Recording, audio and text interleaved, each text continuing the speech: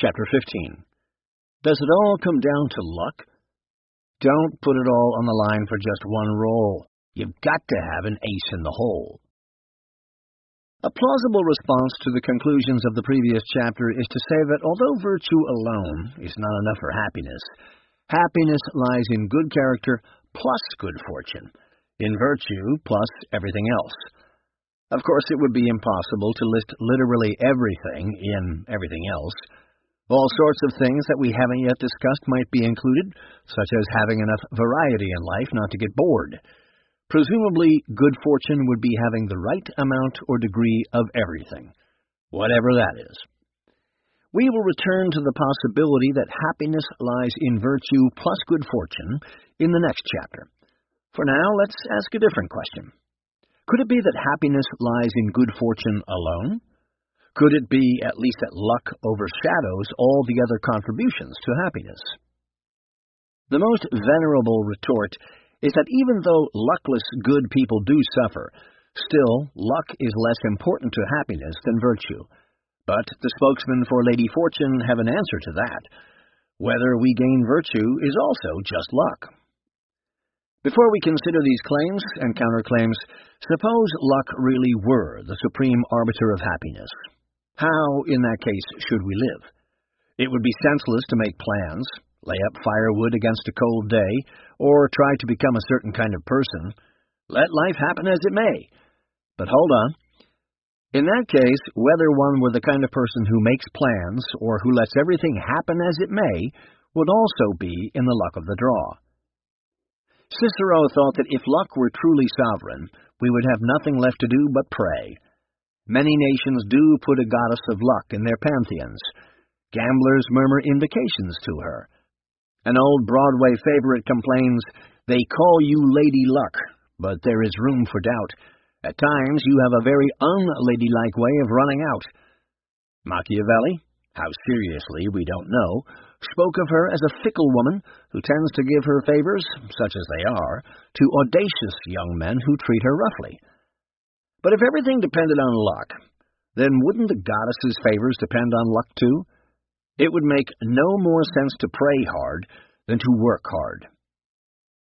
Does anyone really think luck omnipotent? As Plutarch wrote, nobody wets clay with water and leaves it, assuming that by chance and accidentally there will be bricks. Nor, after providing himself with wool and leather, does he sit down with a prayer to chance that they turn into a cloak and shoes for him. Yet, even if they don't quite believe it, people often speak as though good and bad fortune did rule everything. Why? Let's make a distinction. There are motives for speaking this way, and then there are reasons. The motives are various, including consolation. Since it's all luck, there's no point in worrying how things will turn out. Pity. It's not his fault he never got the breaks. Complaint. Why doesn't life ever give me a break? Extenuation. Things always go wrong for me, but that's just my luck. And envy. You only have more because you're lucky, so hand over some of it to me. The reasons, as distinct from the motives, seem to be twofold. One of them is careless generalization. Since some things depend at least partly on luck, it may seem that all of them, or at least the most important, depend entirely on luck. You come from a respectable family. I'm from the wrong side of the tracks. You've got good health. I've got bad eyes, bad feet, and bad lungs. Your voice induces respect. My accent makes people laugh. I was caught in the layoff. My side lost the war. I'm dying. In a dark enough mood, even the bravest person may curse the power of fortune. For my part, says Cicero to his Stoic friend, when I consider with myself the hazards in which fortune has tried me so severely, there are moments when I begin to lose confidence in this opinion of yours, and feel exceeding fear of the weakness and frailty of mankind. For I am afraid that nature, in giving us, to begin with, feeble bodies, with which she has combined both incurable diseases and unendurable pains, has also given us souls that both share in the suffering of physical pain and, apart from this, have their own entanglement of trouble and vexation. Moreover, the power of wisdom and foresight to head off calamities is limited. It's true that a person of practical wisdom considers his situation carefully, anticipates the things that may happen, and plans accordingly. Yet, as Swift pointed out, the least slip or accident may change things so radically that, at last, he is just as much in doubt of events as the most ignorant and inexperienced person. This fact leads us to the second reason for overestimating luck, which might be called statistical. Some people doubt whether there even is such a thing as practical wisdom, and they rest their case on the calculation of odds. Suppose that each of us has to make 10 important decisions over the course of a life, but that we really don't know what we're doing, so we might as well be tossing coins. If the chance of each decision coming out well is 50-50, then for most people some decisions will come out well and some won't. Yet, in a sufficiently large group, there will be a small number, about 1 out of every 1,024, for whom all 10 come out well. Everyone will think these people are very wise, when in fact, they're just very lucky. This argument devastated me when I was a young man, encountering it as a student in a graduate seminar. It shouldn't have, because it assumes what it is trying to prove. True, in a large enough group of people, a few will make all the right decisions, even if only by chance. But it doesn't follow that they did make them all by chance. We may be confusing the chance that someone without prudence will make the right choices with the chance that someone does have prudence, and so makes the right choices because of it. Though the flattering mantra, "There is no such thing as a good or bad decision," is widespread in pop culture. If you don't believe me, try Googling it. The difference between good and bad decisions is often pretty obvious.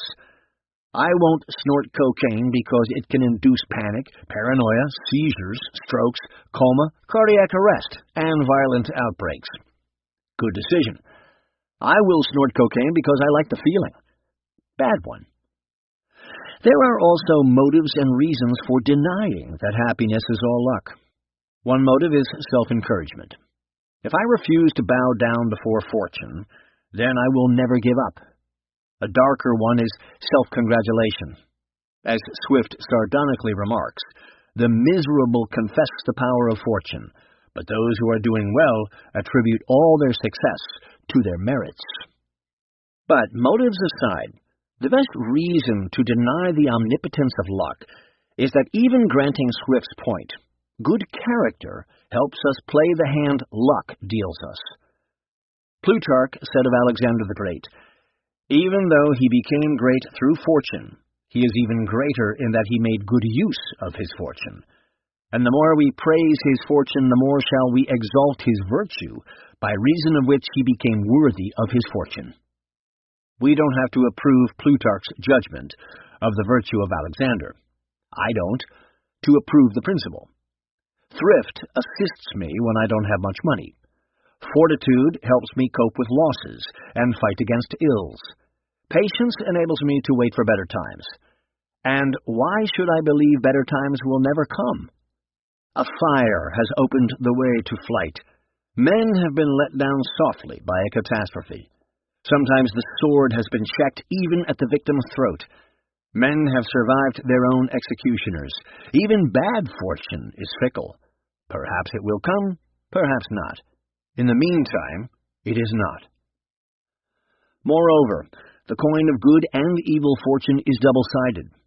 Granted, to a starving man, it would be cold consolation to recite Shakespeare's lines about the sweetness of the uses of adversity. Better to give him food. Yet what man or woman has not learned more from sorrow than from complacency and comfort?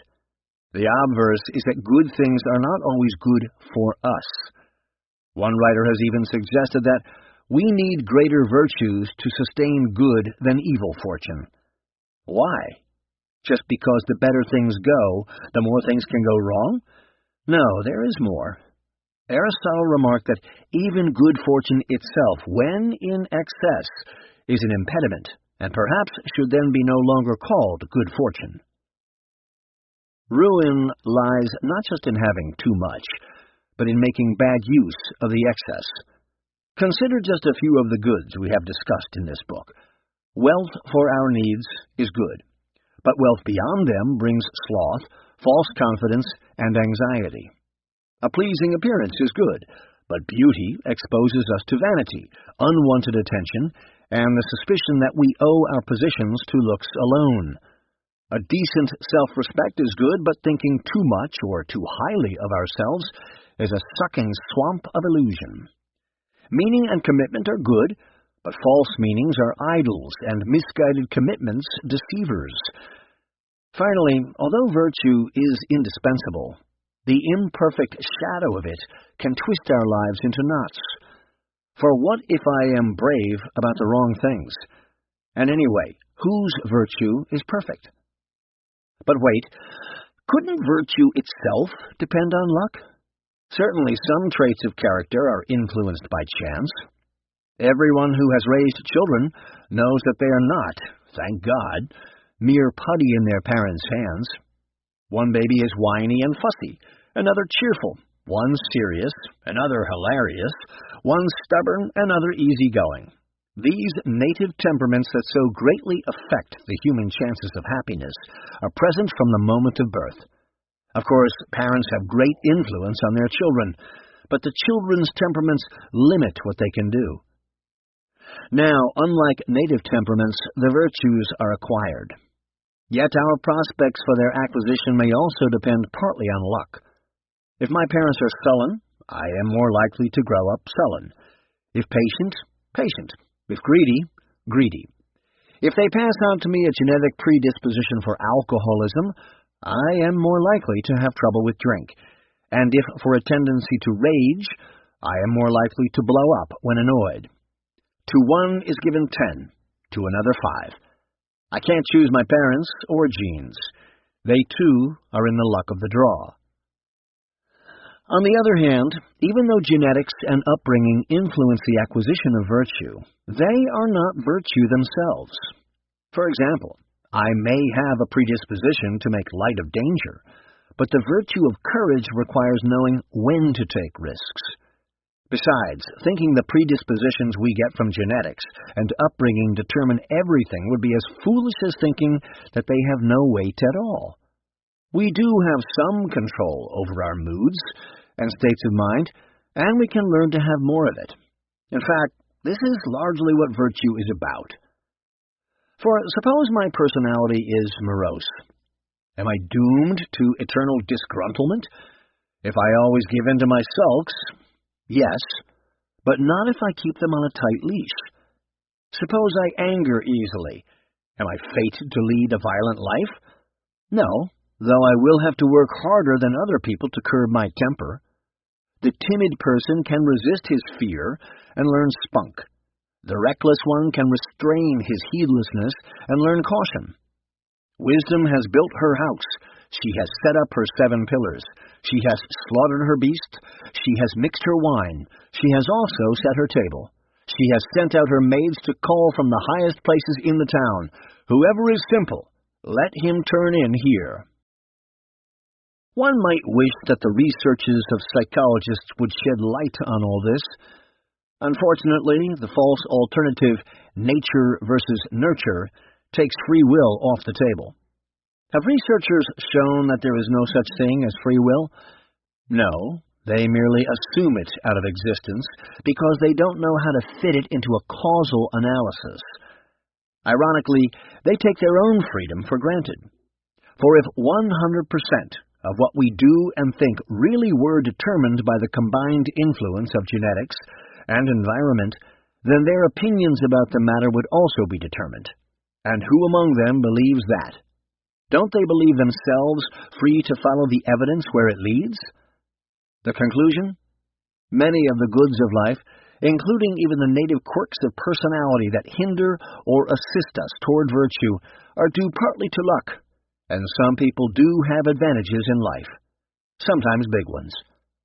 But in the first place, what we make of these advantages is due to good choices, not luck. And though good fortune may give us certain tendencies, It does not have the power to give or withhold virtue itself. And in the second place, fortune is deceptive. What we call good luck may sometimes work to our ruin. What we call bad luck may hold lessons that good luck cannot teach. And so, whoever scorns fortune's influence is naive, but whoever bows down to it is a fool. Chapter 16. Could anything in this world be happiness? Whoever drinks of this water will thirst again. Suppose then that we have both virtue and luck, that charmed combination of good character and unbroken good fortune. Then will all desire be lulled? Will we be fulfilled at last? No. Although, as always, I appeal to common knowledge, permit me to use myself to illustrate a point about the lulling of all desire. In the midst of certain experiences, there comes over me a certain longing. It is a desire for a far something that neither fortune nor character can provide. Often it stirs when I gaze into the face of the moon and starry sky.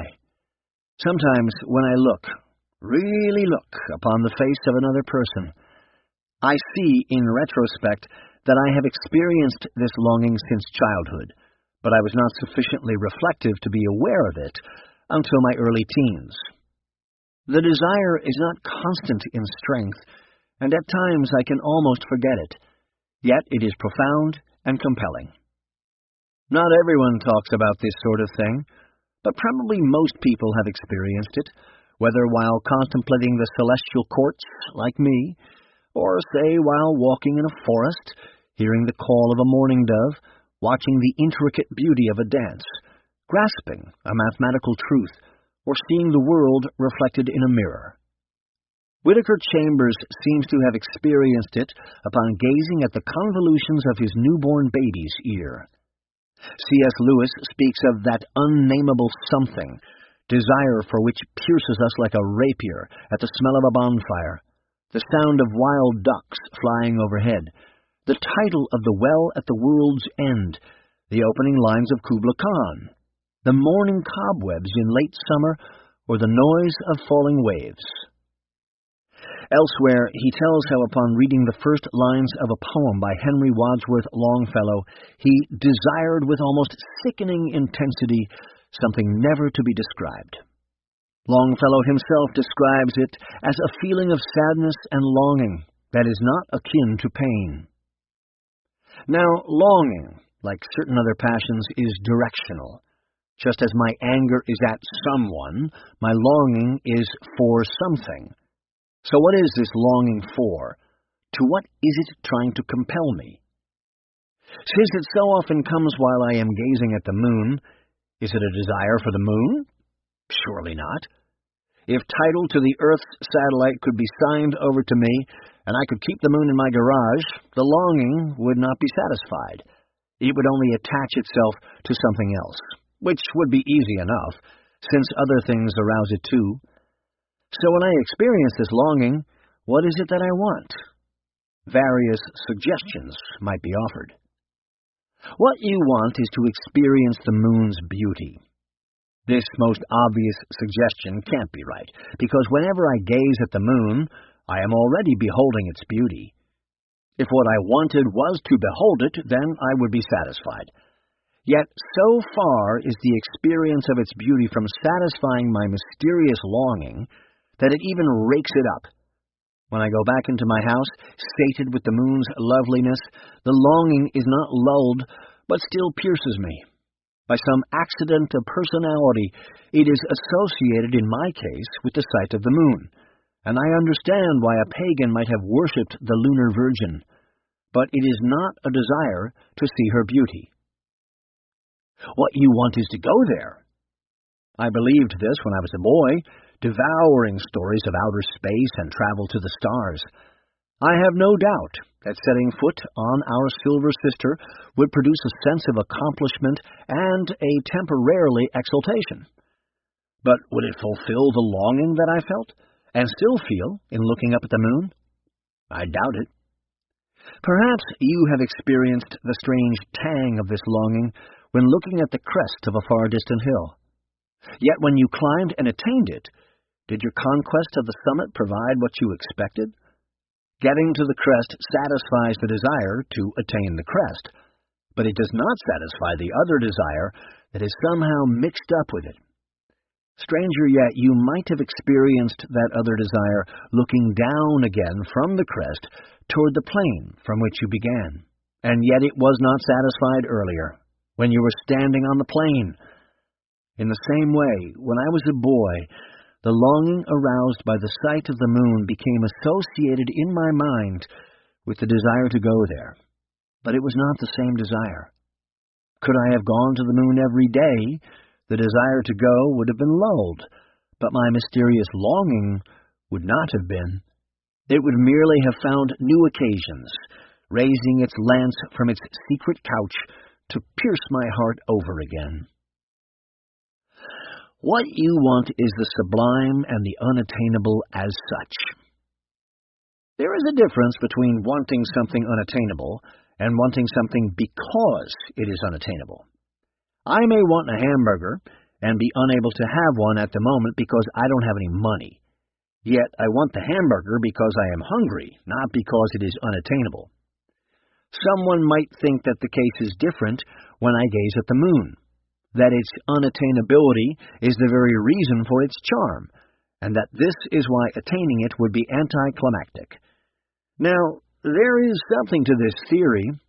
Sometimes low-hanging fruit really is less appealing.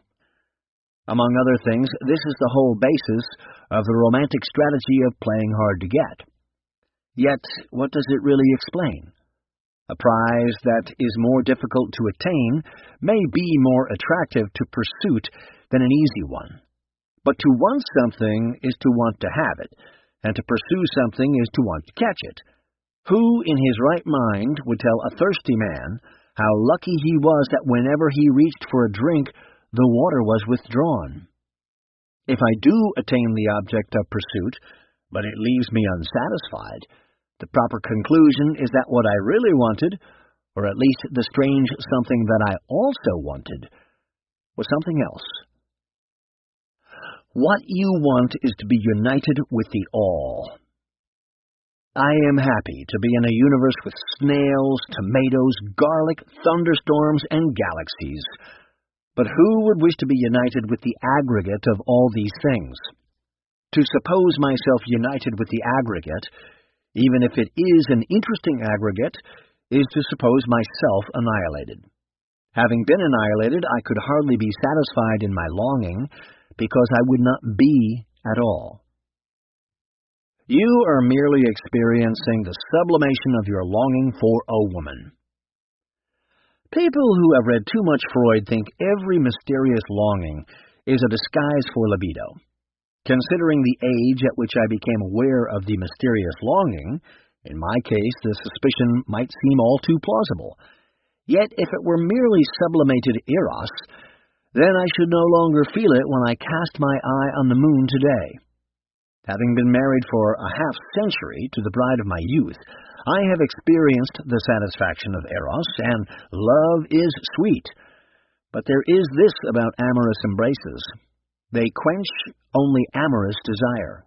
They do not quench the unknown desire that is associated with it.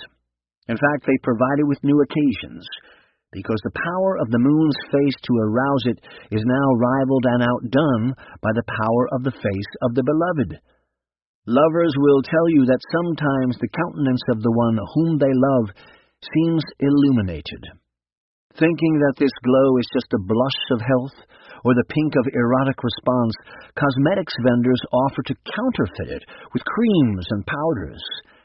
Yet they miss the point, because the light that we see in the face of the beloved is borrowed from somewhere else. The face is its mirror and receptacle. You are merely experiencing a genetically programmed response to the sight of faraway things and open spaces.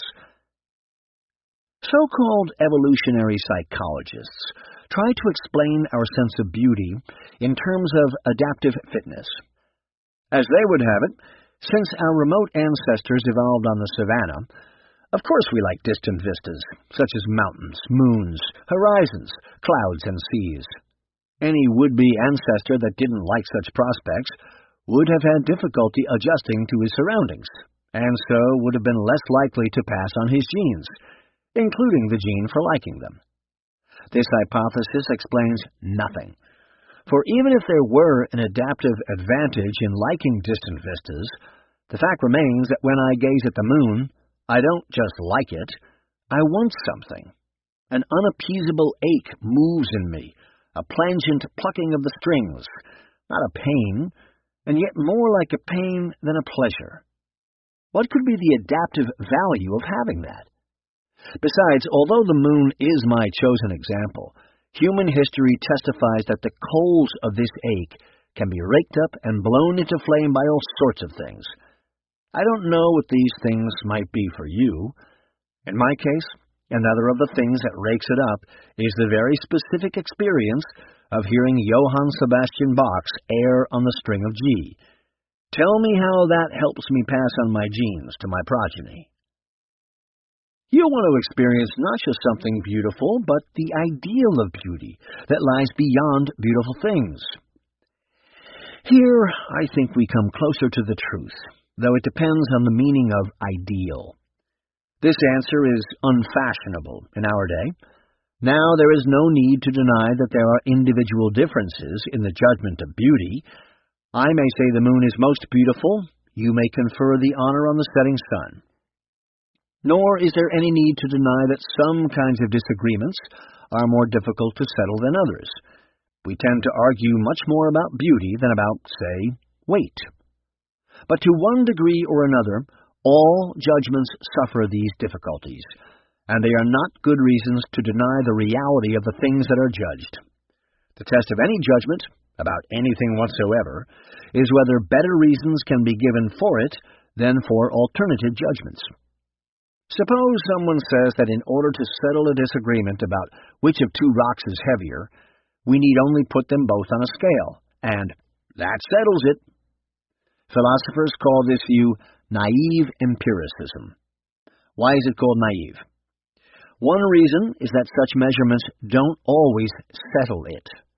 But the deeper reason is that trusting in measurements doesn't eliminate the need for judgment.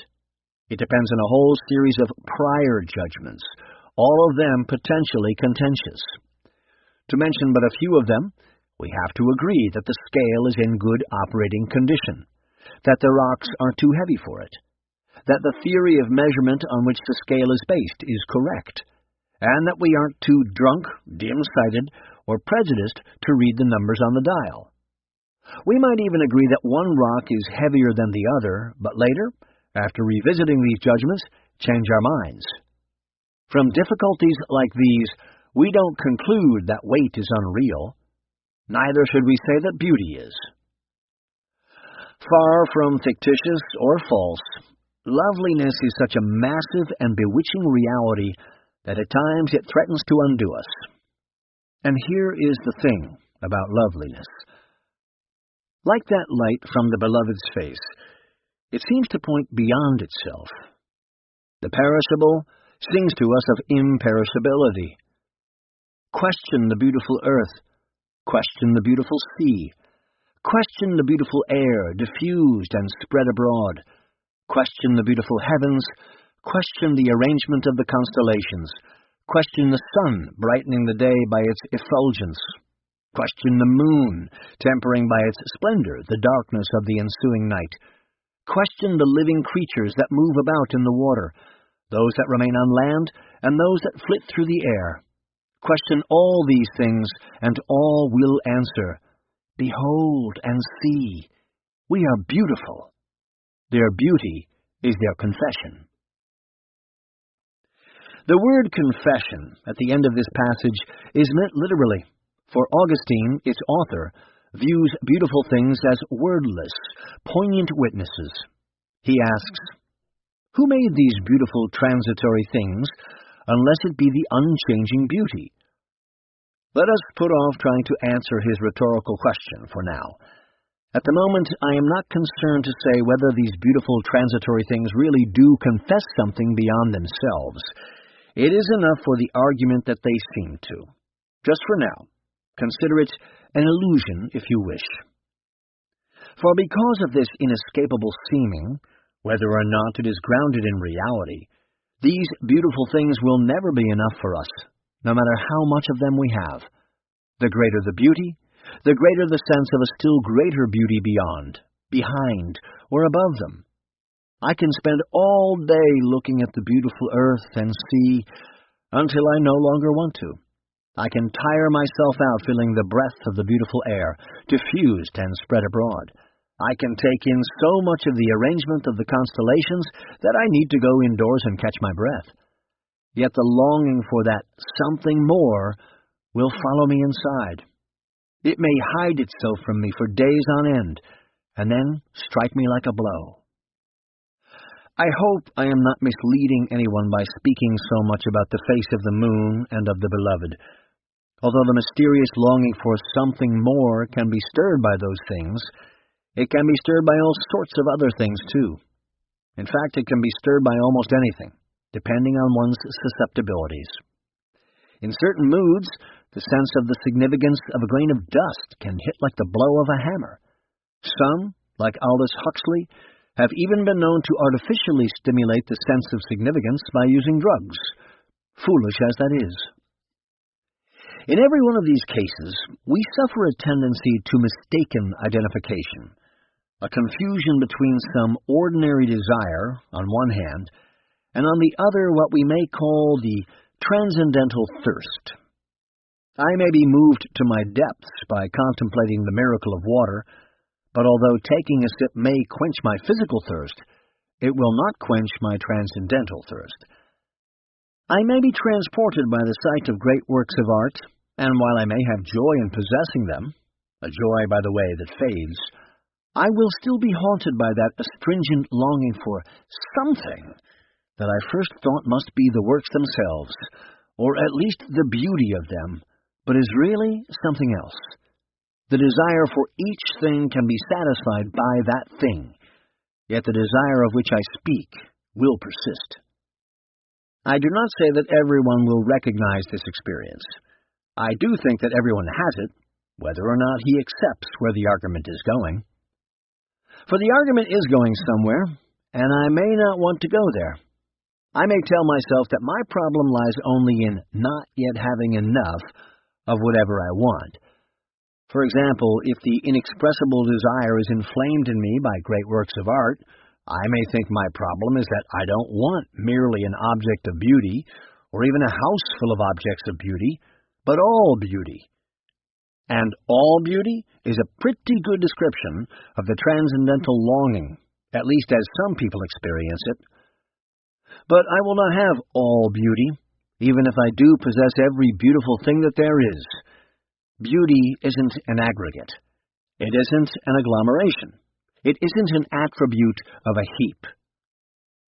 If beauty doesn't move you, think of what does. The mistake that the aesthete makes about having all beauty, some rich men make about having all wealth, some tyrants make about having all power, some wantons make about having all women, or all men. Some scientists and philosophers make about having all knowledge of laws and of principles. But it doesn't matter how much in this world we possess or what we possess. It is never enough. It cannot be enough. Let there be no misunderstanding. I am not merely saying that desire is infinite, as some economists say. It is closer to the truth to say that what we desire is the infinite. And even this is misleading if the infinite is taken to mean merely more and more and more. The problem is not just that however much I have of what I want still more of it. In fact, not everyone does have that problem. Rather, it is that whatever I have, and however much I want something else. Something in some sense beyond. Something that by its very nature lacks the limitations of the goods we meet in the ordinary course of life. But if this is true, then nothing in our natural experience can make us fully happy. Not even virtue plus everything else can lull all desire. For while things that are this can refract the strange longing for that and fan it into flame, they can never quench it. Things in this world cannot be more than they are. No creature of nature, no fruit of our minds, no work of our hands will suffice. If there is no beyond, if it is all a delusion, then we are just out of luck. Chapter 17. The imperfect happiness to which these reflections point. Has not man a hard service upon earth? No doubt there are many other goods we might have investigated. Does happiness lie in this, or in this? But the drift of the argument is clear. Let's summarize. Above all else in this life, happiness needs virtue. For whatever other goods we may possess, they will scarcely be good for us apart from virtue. But, contrary to the view of the Stoics, virtue alone is not sufficient for happiness. Happiness requires not only virtue, but also a sufficiency of the other necessary things. Good character, yes, but also good fortune. So then, these are the blessings men wish to win. Yes, we might call this the worldly wise man's view of happiness. Cultivate virtue and hope for luck. From one point of view, it's a pretty good answer. There is a certain heft to it. Many people would more or less agree with it if it were presented to them. Perhaps most would. It not only tells us how to guide ourselves and what to aim for, but also how to teach the young and how to provide for their futures. But from another point of view, the answer is pretty shabby. Such happiness is radically incomplete. It is fragmentary, vulnerable, and imperfect. Did we work through all these pages? Did we do all this work just for that? Let's explore a little further. Through discipline, we can develop virtue, and through virtue, we can make the best of such fortune we have. But virtue doesn't produce good fortune. Good character equips us to deal with the other goods, to use them in the best possible ways, but it isn't itself those other goods. And although the virtues help to defend against pain, penury, sickness, loneliness, and many other evils, they cannot abolish them. Besides, we don't just want to have the virtues, we want to exercise them. It isn't just that we need virtues to know how to deal with other goods that we have. It's also that we need some of those other goods for the virtues that we do have to work with. Am I to be generous to my friends? Then I must have something to give them. Am I to be prudent? Then I must have responsibilities that I can carry out well. Am I to be just? I must have responsibilities, opportunities for the exercise of justice. Ever since Aristotle, such things have been called the equipment of virtue. They are virtue's instruments, its tools, the things that it works with to build a good life. And what if we lack this equipment? Perhaps you have good character, but fall into dreadfully poor health. The virtue of temperance will surely help you preserve health, but it can't guarantee it. Sickness, injury, and infirmity may strike you no matter how moderately you eat and drink. Augustine asks, is the body of the wise man exempt from any pain which may dispel pleasure, from any disquietude which may banish repose?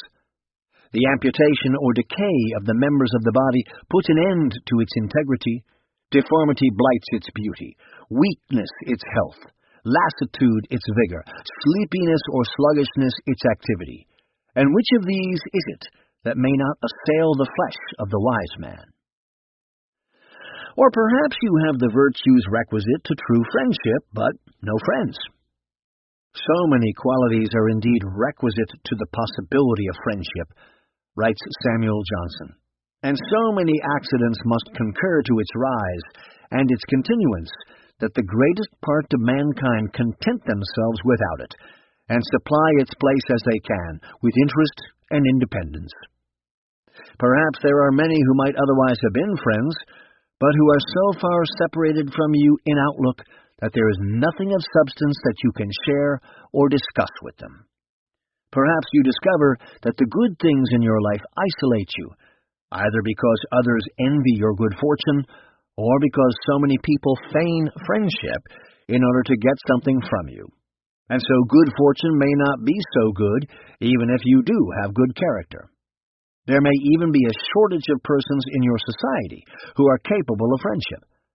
You may live under a political regime that encourages citizens to inform on each other, so that friendship is a prohibitive risk.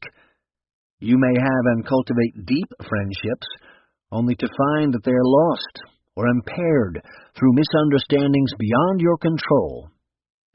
Johnson says, "Those who are angry may be reconciled.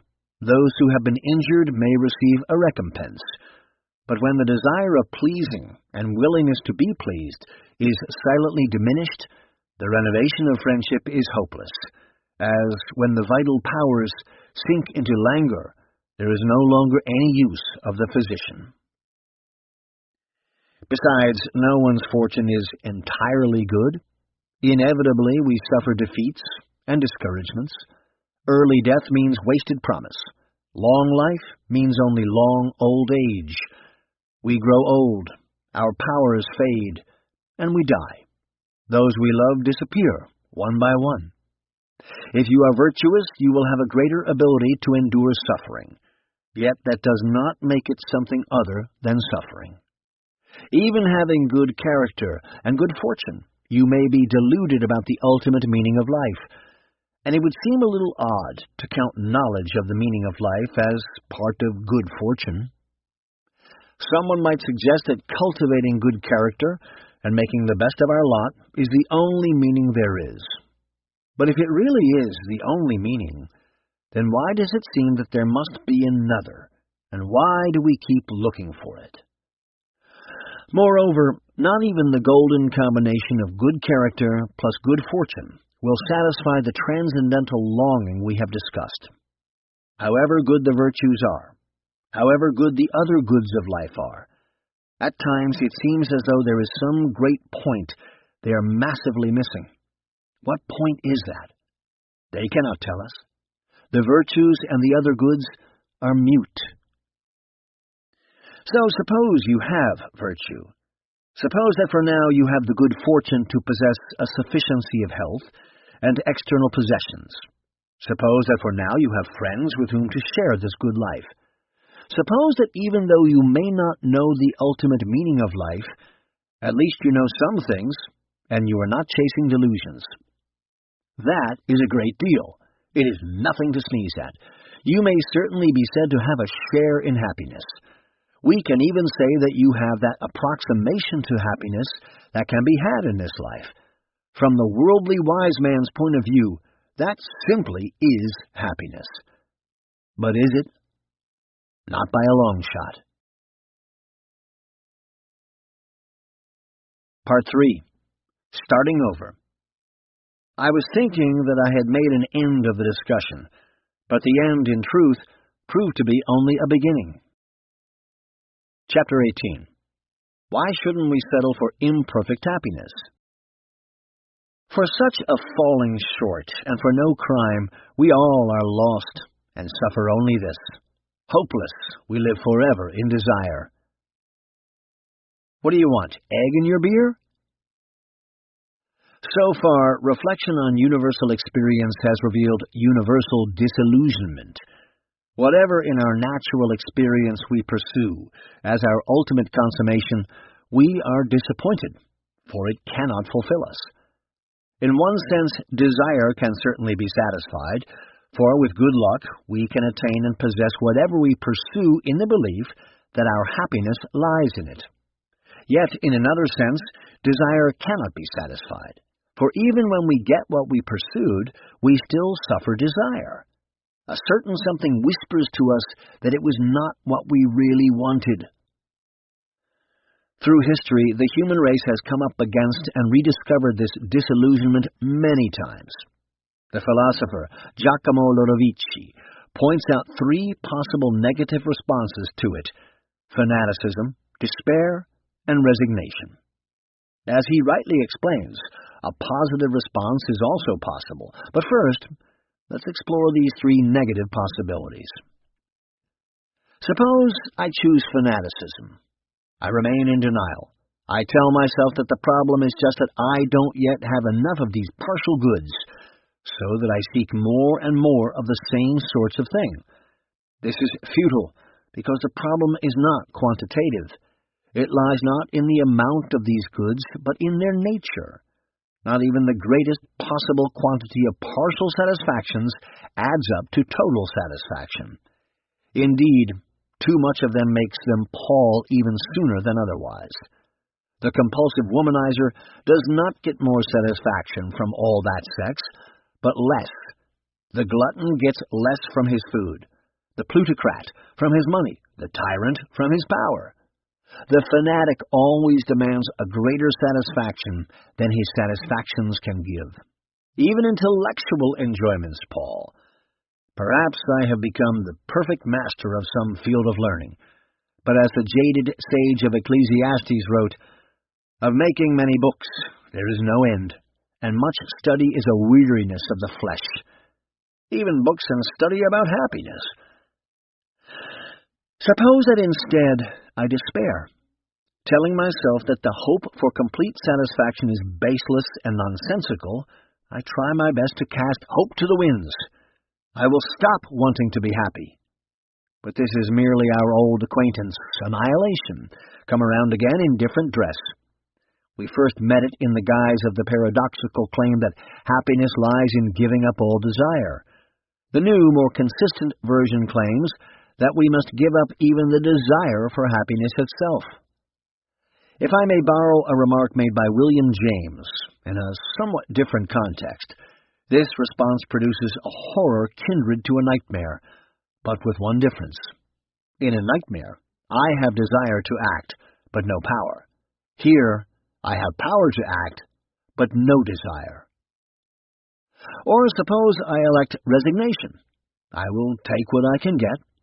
If frustrating partial satisfactions are all I can attain, very well, then I will settle, or try to settle for frustrating partial satisfactions. As Hobbes wrote, "There is no such thing as perpetual tranquility of mind while we live here, because life itself is but motion, and can never be without desire, nor without fear, no more than without sense." Perhaps this is what Thoreau was recommending when he complained that the mass of men lead lives of quiet desperation. For he thought they wouldn't be so desperate if only they didn't want so many things. No doubt we do want too many things, but there is a kind of desperation in settling, too. Perhaps I can be excused for repeating another anecdote. One day in a graduate seminar, one of my students argued vigorously that the sole meaning of happiness is pleasure. I couldn't help noticing that the issue was not just theoretical for her. Her voice had an edge like a saw. "Don't you think happiness must be more than pleasure?" I asked. "Why?" "Because no matter how much pleasure one enjoys, it always leaves something to be desired." "There isn't any such thing as perfect happiness," she said with annoyance, "just more and less." "But don't we grade things more and less in relation to a standard?" I asked. She agreed that we do. "But the standard for more and less happiness is complete fulfillment," I continued. "More means closer to it, less means further away. So if there weren't such a thing, even in principle, then there couldn't be degrees of it either." "But there are degrees of it," she protested. "Then, in principle, there must be such a thing as perfect happiness," I answered, "even if we don't have it, even if we don't know what it is." Bitterly, she exclaimed, "The reason we don't know what it is that there's no such thing. The fact that we always want more is just the way things are. If we are disappointed, we just have to get over it." I was reminded of Thomas Aquinas' doctrine that the ultimate goal of human striving would not be the ultimate goal if something yet remained to be desired. It was as though my student had read that teaching, but drawn the wrong conclusion. She was determined to pitch her tent on a plain of salt. "I will not be burned. I will not be moved. I will not be taken in." Is it possible to experience disillusionment about partial and finite satisfactions, yet not take any of these negative attitudes?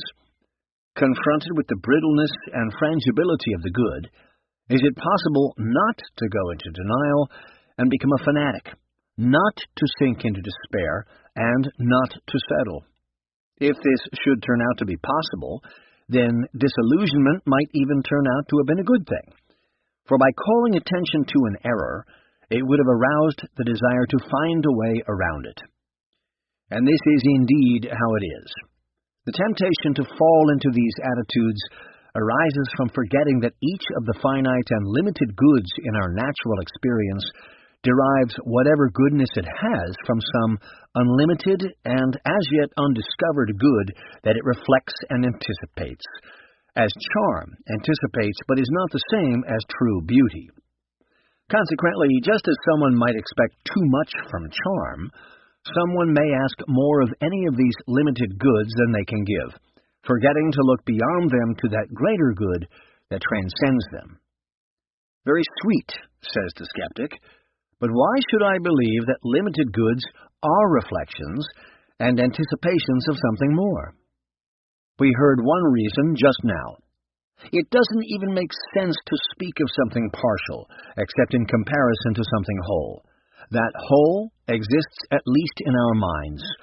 Could it also exist in reality? The answer is yes. In fact, it has to exist in reality, because it is nonsense to think that my nature contains a desire for something that cannot be had, even in principle. The classical thinkers said that nature makes nothing in vain, that nothing in nature is for nothing. In our own flatter idiom, we might say that everything in us has a function, and everything includes our natural desires. They are always for something. I am not saying, of course, that every specific thing that I desire is within my grasp. If I desire ice cream that tastes like the number 7 and is brought to me by fairies whenever I curl my toes, I will be disappointed. But the generic object of every natural desire must exist. I naturally desire food in general because food is a real thing that human life requires. If there were no such thing as food, then there would be no such desire. I naturally desire friends because friendship is a real thing, and I need that too. If there were no such thing as friendship, then I would not have that desire either. The function of natural desire is to point the way toward satisfaction, and no natural desire exists unless its satisfaction is possible. Someone may suspect that just now I have said something religious, in the sense of requiring faith. I will in a moment, but I haven't yet. In the meantime, I would encourage anyone who thinks that I have said something religious to reconsider what he means by religious, for we have arrived at our conclusion by reasoning, not by faith. Some people offer a different objection, that joy lies in the seeking, not the having. They are talking through their hats. True, certain goods can be possessed only in the quest for other goods. For example, the keen intensity of hunting can be possessed only in the hunt itself. But after all, what we are hunting is the quarry. We are not hunting the hunt. We may enjoy preparing a meal, but there would be no relish in preparing one that no one would eat. We may enjoy the competition of a game, but if we were not trying to win, there would be no game to enjoy. We may enjoy learning, but the delight of gaining knowledge is in service to the delight of the knowledge itself. As Chesterton remarks, the object of opening the mind, as of opening the mouth, is to shut it again on something solid. But if for every natural desire there is some possible satisfaction, and if, as we have learned from experience, nothing within our natural experience can fully satisfy our desire, then doesn't it follow by sheer logic that desire points beyond natural experience? That we must go, so to speak, out of this world? And I am not thinking of Mars. This, I concede, is a startling result. If the reader wishes to call my claim religious now, he may, since whatever lies beyond nature is by definition supernatural. Yet even if the conclusion suggests something religious, the argument itself is not religious, at least not in the sense of requiring faith. For we have arrived at the conclusion logically and empirically, without the use of any religion's revelation, creed, or scriptures. Not that we might not come to that, too, but we haven't yet. Chapter 19. Is happiness something we feel, we have, or we do? What is it? What is it? What is it? In the first part of the book, we asked whether happiness lay in this or that, in power, say, or in being noticed. Since we are starting over, let's ask instead what kind of thing it is. Is happiness or fulfillment an emotion, a condition, or an activity? Is it something we feel, something we have, or something we do? Certainly, happiness can't be a bad feeling, and we have already seen that it isn't the same thing as pleasure, or so-called positive feelings. We don't seek good things in order to have good feelings. Rather, we have good feelings because we have attained good things. Suppose I were able to hypnotize myself so that I seemed to experience the pleasures of love, of friendship, of knowledge, without actually loving anyone, without having a single friend, and without knowing anything at all. Wouldn't that rather miss the point? Or suppose I were to cherish only good feelings, and view my marriage merely as a way to have them. Would I really be experiencing the happiness of marriage at all? The exultant joy of my marriage lies not in cherishing joy as such, but in cherishing my wife and my partnership with her, which is joyful. If happiness is neither a bad feeling nor a good one, then it isn't a feeling. But if it isn't a feeling, then what else could it be? A great many people consider happiness to be a condition, like health or a property, like warm-bloodedness. There is something to be said for this idea. For example, some think of happiness as the condition of fullness of life, and then say that life, in turn, is the property of being alive.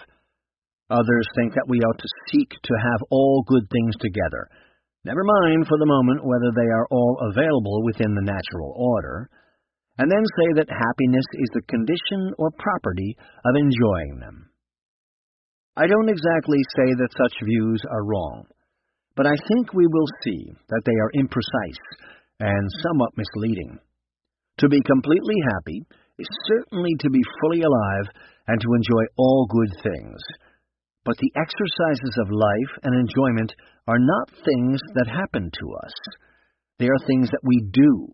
They are activities or operations. If we call them conditions at all, we must insist that they are active conditions, like speaking or growing, not passive ones, like redness or oneness.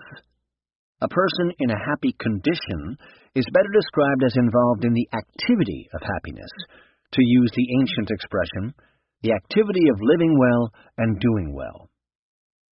Is it really plausible that happiness is an activity? Certainly the imperfect happiness that we have already investigated is an activity, for it lies in the exercise of the virtues, along with the good fortune that gives us opportunities to exercise them. For I can't practice generosity to my friends if I have no friends. I can't make proper use of material goods unless I have material goods, and so forth. But now we are addressing a different question, whether perfect or complete happiness, the understanding of which has so far eluded us, is an activity. Various objections might be raised to this suggestion. One very old one is that since happiness would be my ultimate consummation, it would have to be something in me. Activities aren't ever in me, the skeptic says, because they always act upon or result in something outside me. For example, the activity of heating water or shaping a piece of clay acts upon the water or the clay, and the activity of house building results in a house. Water, clay, and houses are not things within me. Since happiness takes place within me, but an activity always passes from me into something else, happiness isn't an activity. The problem with this objection is the always.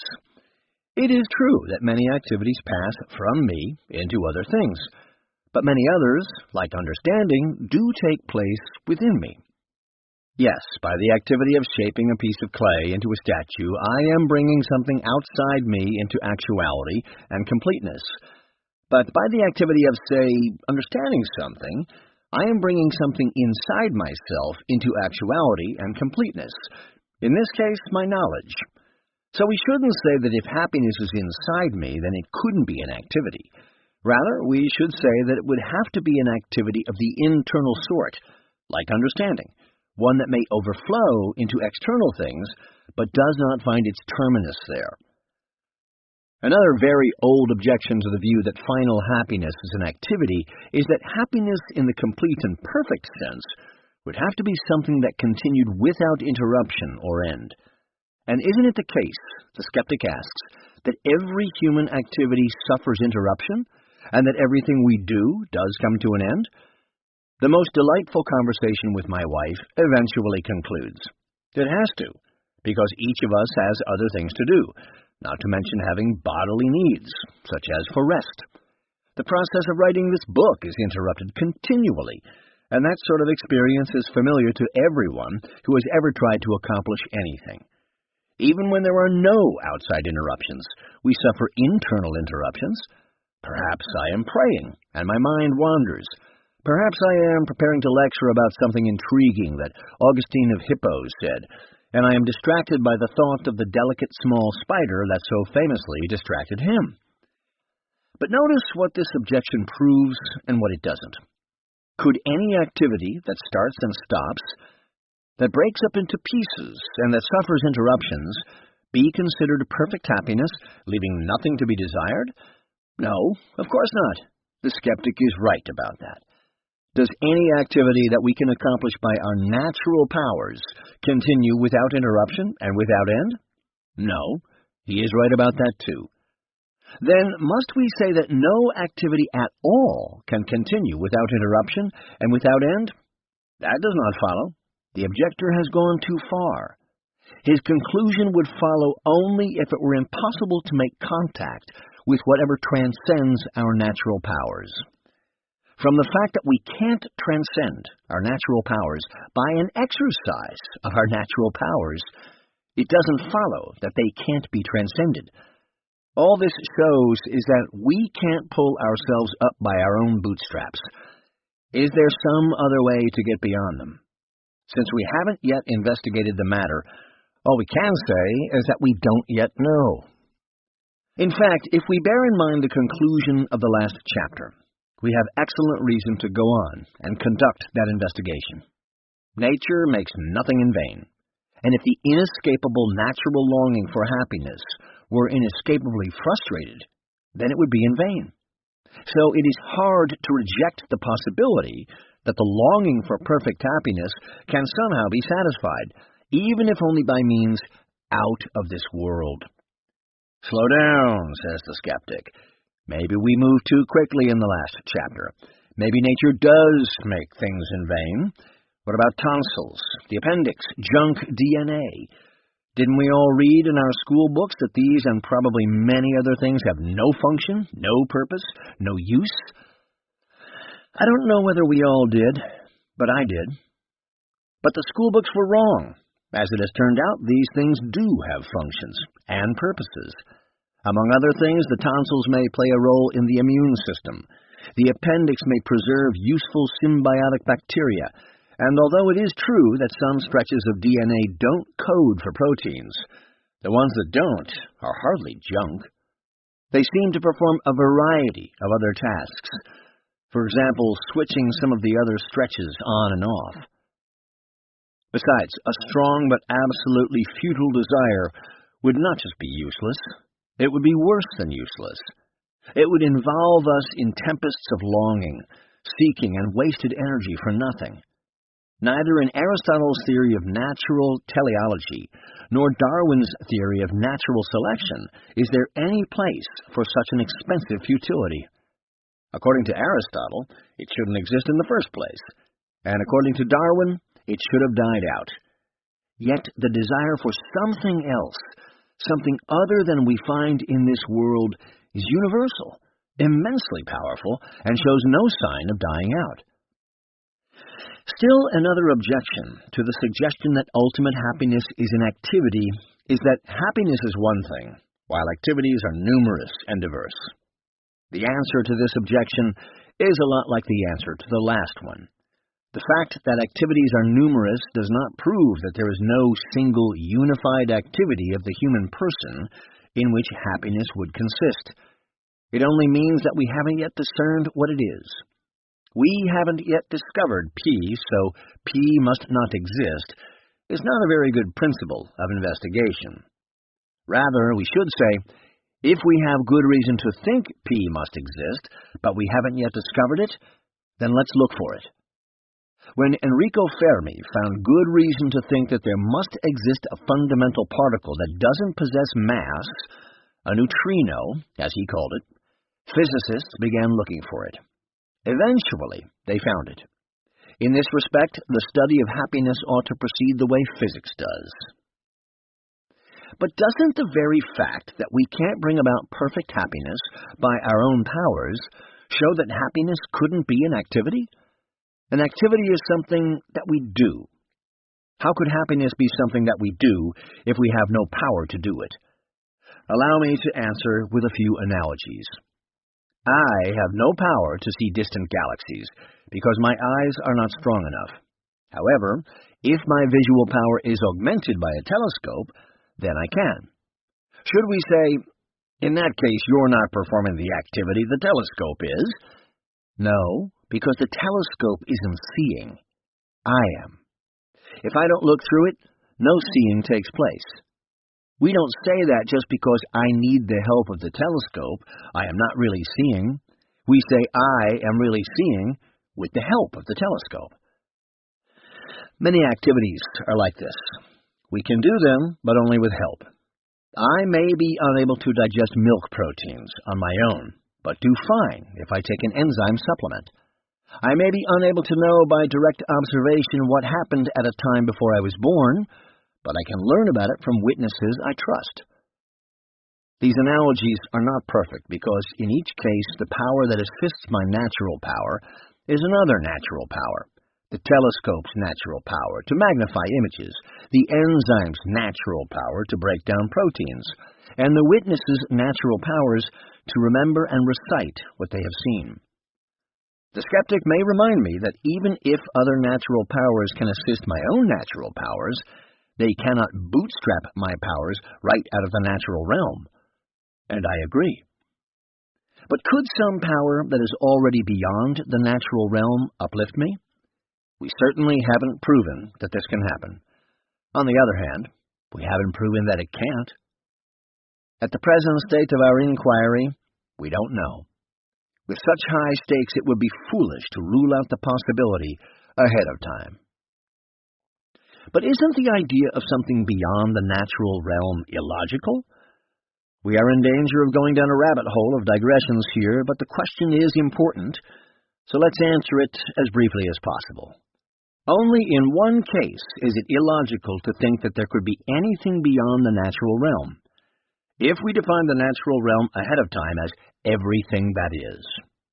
And that begs the question, doesn't it? We don't know that natural causes and effects are all there is. In fact, there is excellent reason to think that they aren't all there is, because nature is not what philosophers call a necessary being. It didn't have to exist at all. There might not have been any such thing. Something had to cause this whole magnificent ensemble of causes and effects to exist. So, on one hand, we have the natural order, and on the other hand, whatever caused it to exist. Two things. The latter is not part of the former.